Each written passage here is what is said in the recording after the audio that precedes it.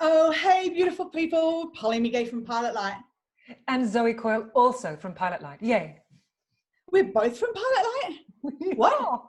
Who wore it best? What? You did. So welcome to another episode of Stars Without Makeup. No, Pilot Light Unpacks. We are unpacking the big thoughts and sometimes some of the smaller ones. So if you're just new to this series, you've got a wealth of hilarity and deep thinking and wordplay to work through. Yes, you do. As you can tell, I'm the articulate one. Yeah, I thought I told you just not say anything. Which brings me beautifully to, so this episode, we're unpacking something that it's less a question and it's more, I guess, more a provocation. It's more just we're putting it out into the world. Because we had a question from one of the workshops we were running a couple of months ago. And someone said to us, and I need to understand about leadership and the ego. It seems like the ego just gets in the way. So should we get rid of it to be good leaders? And of course, everyone just wants to burst into skyhooks at this point, but everyone held back. And it's kind of an interesting question because there's no simple answer to this. No, there isn't. And you and I have been talking about ego for a long time. I don't know why did you just suppress a giggle? Who can work under these conditions? This is why we have a video and a podcast so people can hold me to account when I'm eating back sentences and just quietly like. I don't like it when you choose not to say. I just want to encourage you to just always say it because it's just delicious. Don't monitor yourself on my account, darling. Let it out. But ego. Actually, about a year ago, I became quite fixated on this and was really worried, and thought if I manage to crush my ego, I will be in greater connection and greater joy. And I'm so sick to death of ego and thinking about myself and obviously this line of work that Polly and I do, the questions continually, we move them back onto ourselves. And so I caught the tail of the wrong donkey for a while there, and actually did end up sort of reading a lot of books about how do you smash the ego, and I have a meditation practice. And then I brought it to you, Polly. And do you remember what you said to me when I said I just really want to kill the ego? Do you remember? No, because I'm still like really clinging onto that donkey's tail right now in my mind.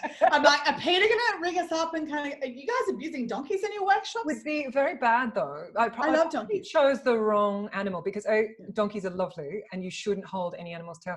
And also, I think their kick could kill you. But maybe that is the perfect analogy for the ego. So you said to me, we were sitting on that little rooftop, and you said, but the ego can't be destroyed. You have to make peace with it. And it's good. It's good. It's a healthy thing. So will you speak to that? And I believe you. No, you're right. Well, I think, like ironically, Skyhawk's had it right, because ego isn't a dirty word. And it's like ego is where we take out the trash of blame. When something goes down, it's like, oh, that person's ego. Like it's a thing that we can just take off and just pop it in the bin, and it's like, oh, no more ego. Everything's good. So my question to you, which is clearly rhetorical and I'm grandstanding, so don't feel you have to answer it, is, Zoe, who are you without an ego? So is it rhetorical or can I try to answer? Oh, well, it depends what your ego tells you. Yeah, my ego so wants me to answer. Do it. It's so difficult because, so we've spoken about this, we've touched on this before in our videos, that idea of when we feel really in connection, you and I, and what we see in our rooms as facilitation, it is a dissolving of the us and them. It is true connection in a way, a loss of that, and it's deeply liberating. So without the ego, where I sit with that is that it's in truthful connection that we are all connection.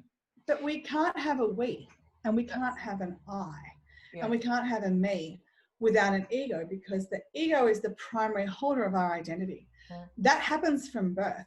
We come in as sort of neutral and connected neutral. We've never had an experience when we haven't been part of something else. Yeah, before. well, the classic thing is that the baby thinks the mother is themselves Yeah. until, I can't remember, is it 8 months or 9 months when Yeah. that distancing starts to happen? And we don't talk about that enough, because I think we've all got mothers in one form or another. We're all born from somewhere. And we've all had this essential experience. Our first moment of greeting the world is not alone. And we forget that very, very quickly because we give it a name. And we form an identity and a gender around that name, and an agenda of who we are around that name. So we can start talking about it. I mean, you'd see with your kids that moment of moving from the so-and-so wants this in the third person to the I statements, my toy, my this, my dinner, me hungry. But so the idea that as humans we can in any way separate ourselves from that notion of separateness. But in the great sort of spiritual and mystical traditions, this is the universal point of suffering. The suffering is we forget that we're divine. Now, that word is enormously triggering for a lot of people, because that idea of that we are somehow the holders of our own divinity either gets caught up in terrible experiences of religion, or just a rush of disbelief. I can't, look at me, how can I be divine? How is this divine? And it's really, this is the work of our whole lifetimes. And so part of it is about recognizing that the boundaries and the parameters that we give ourselves, our name, or how we describe ourselves, our jobs, our titles, all of them are imaginary. All of them are impermanent. There's nothing we can hold on to. What is the poly? There's no poly here. But this is the kind of stuff that makes your, mind explode emoji happen. Because we spend our whole lives enculturated into, I mean, mine, this is my house, my computer, my earphones, my friend, my poodle. It really is my poodle. And so it's a really difficult thing to think, well, how do we coexist then with this sense that what we're told is the ego is bad because the ego makes us do selfish things? And it's not really the case. The ego is the way we are able to understand ourselves as we move through the world. But on a level of connection, on a spiritual level, we're how am I separate to the plants? How am I separate to other things? If we're all working together in some beautiful divine ecosystem. It's a big topic, and it's one that I can dive into with you forever. But so how does that sit with you, and what are you thinking about I think that's deep. Amazing brain of yours?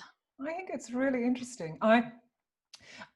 The part of the ego that worries me is, so any of you that have a teenage child at home at the moment, so I have a teenager, and I'm seeing development absolutely correct. It's this separation from the parent, and the I is becoming incredibly strong. But I have concerns societally, and what happens systemically around her. At what point, as she matures, when she's in her late teens, moving in her 20s, will she be coaxed away from that idea of the I and back to we and being in community? I think I'm not religious. I'm spiritual, I'm not religious, but I yearn for a religion, and I miss a religion I've never had, because for what I understand about that concept of faith and community, it draws the individual into that collective, and there is language without cynicism around being in service and being in connection. And the more we see all those makeup campaigns that are sort of "you're worth it," and the bank campaigns which are all about the self, and you see that we donate less and less and less culturally beyond ourselves, and how few of us do volunteer work. And a very good friend of mine once, when we'd had a lot to drink, and I was asking her about the fact that she's never done any volunteer work, and she said, well, I do all the time, but I do it for my family, and my family comes first. And this is a good woman. This is a thinking woman. And she's heard that message, and we've built these fences up. We all live so separately. And I feel that very keenly as a parent. And it's why I'm so grateful for, say, people like you in my life, because I can't hold the space for these 4 children. My husband and I just can't give them everything we need. And, sometimes when I want to kill them, Polly, and you will bring in another voice. So I'm interested in that, and I look at it in myself with compassion, that idea that I had to solve it for myself. And that was a distortion. And then the overthinking about self, the hubris of that, and narcissism, and becoming addicted to thinking about self and my own victimhood or my own conquest, And I do think societally that's promulgated, and I think by the sort of the Hollywood machine too, and then comes in this other, and I will hop off my soapbox in a second, but this other idea that will be solved by a romantic coupling. And then that's the sort of, that's where the ego dissolves, because then it's we and half of me and half of you, and make a whole, and all of that just, that makes my brain explode. You know, this obsession with coupledom, rather than the only person that can save you is yourself. And the only way we can save ourselves is to truly do the work to come into connection. Look, I've got a lot of faith in the teenagers. I love them, actually. And Me too. I've got a lot of faith. I didn't mean to bag them. I love them too. It's too late. The millennials are going to like hate on you so bad now. Oh, don't hate on me, millennials. I think you're cool as hell. You're the people. Do you remember when we were, that idea that the millennials are the first people to recognize that everyone older than them had no idea what the fuck they were doing? So true. So I love that so much. But I also think that it's really easy for all of us, and you know, this is a we, that we look at the generation, we're like, those guys aren't going to make it. And you know, our parents would have said that about us, and they said that about the like rock and rollers in the 50s, and in the 30s they would have been saying it about people. Oh, they were probably busy at war, but you know, it's like every generation has they're not going to make it. And the reality is that every single generation, every single human goes through these two detachments, you know, when they're little kids and then when they're about teenage years, and it goes on. And the point at which I think all of us have that moment of recognizing that we are part of something much bigger than that. That is the part where we really enter our adult thinking life. And for me, that was absolutely in my mid-20s and not before.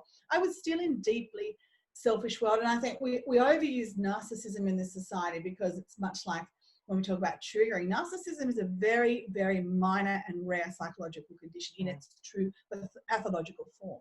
And so narcissism, what we're really saying is you're really self-centered, and you're really, and there's many people that are very self-centered and very self-oriented, and those people are terrified, because if they don't have their separate boundaries, their walls and their armor, they feel vulnerable, exposed and afraid. And this is the heart of so much of this work that we do, which is why I love it, because I see the pain and suffering in self-absorption, because it gives you nothing of joy. It gives you nothing of the bigness and the moments of wonder and beauty, because all it can give you is the incredibly ever diminishing tiny turret of your existence.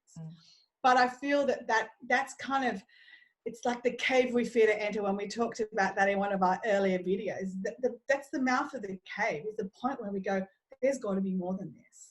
And so the bigness that we seek has to come from us getting to the eye of the needle that we can't transverse of our own enoughness. It's a really interesting thing. But I think we certainly, we're a culture and a nation and a world full of frightened people, which appears at its extreme as people who are wholly unself-aware and self-focused. And you know, we've seen that so keenly with COVID. We've seen a lot of beauty and a lot of wonder. So I want to acknowledge that first. I've seen great kindness, but also, like all of you, I was at a supermarket at one point, and it was really confronting. You know, I had to leave with people screaming at each other over detergent, and that fear that holds us separate and makes us go to war. And you know, look, I don't know what the solution is, but I certainly think the conversations are important, and I love, and I feel deeply grateful to have them every time we go into facilitation rooms and hear everybody's thinking on this, how we move forward. And I certainly don't undermine or underestimate the millennials or those that come after. I'm deeply exhilarated by those generations, but I also ask myself, how do we support them better? And how do we bring them home to self, to connection?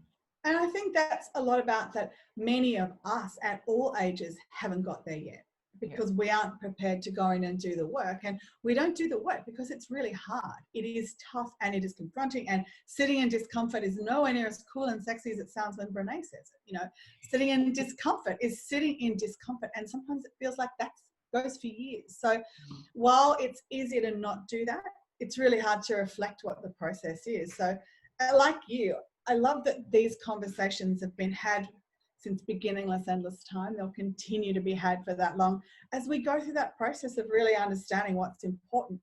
And we saw that so much and are seeing it so much in COVID as we've been forced, for many of us, to confront ourselves and to be with ourselves without any of our normal distractions for long periods of time. And it's bringing out the absolute best and the absolute worst, which is, like, that's just human nature, right? Yeah, but and there's the gorgeous reckoning. Yeah, I mean, there's so the great beautiful. big invitation, and I love, and I know you and I talk about it a lot, that genius whoever came up with that idea. We've all been sent to our rooms for a jolly good thing. Yeah. I love I'm that. not ready to leave. I'm enjoying thinking in my room.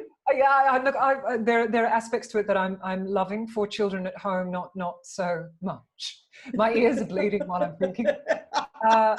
Yeah. Shout out to all the parents out there listening and watching. We feel you. Yeah. Oh my gosh, so full on. So look, I think, I think, what ridiculous things to say. It's big. It's a big conversation, but in my own work with it and what I observe about the people that I consider the most successful, and by successful I mean productive, joyful, integrated, that maintain deep connected relationships. Those people, they have a very interesting relationship with their ego, which feels loving and respectful, but it doesn't feel like their ego is driving the ship. It doesn't feel like it's out in front. And I think that has really interesting things to teach us about feeling like you're enough, and then going back to think more about shame. And I think this is why Brené's work is so interesting, to bring vulnerability and shame into the mainstream. Yeah. And to recognize that spending time in that dark thinking and dark thoughts is wonderful, and valiant, and that and that growth is possible. And that's the other awesome thing about getting older, isn't it? That we can learn and adapt, and things can feel less painful and also feel more wonderful. And is that since I've got off a train, but I just feel so grateful to have the privilege to be able to have these conversations, have enough food in my belly and a house sheltering me where I get to sit and talk to all of you about these sorts of things. Yeah. To be continued. Yeah, absolutely. Well, let's leave it at that for today, shall we? Thank you so much for joining us. And we hope that there were threads in there that you thought were interesting. And if you have something to share with us, we would love to hear it. Yeah, tell us what your experience is. How does this chime with you? Where does ego sit and play for you? I'd love to know as well. Yeah, absolutely. And how has it altered over the years of your life, and the different roles that you play? That's a really interesting one for me too. And in the room, we facilitate people's ego at work as opposed to home, or with their partners or with their children. It's a really interesting one. So thank you so much for being with us. And we will see you next time. We're on pilotlight.co if you want to come and chat to us. And this is Pilot Light Unpacked. And good luck with your egos, kids. Over and out.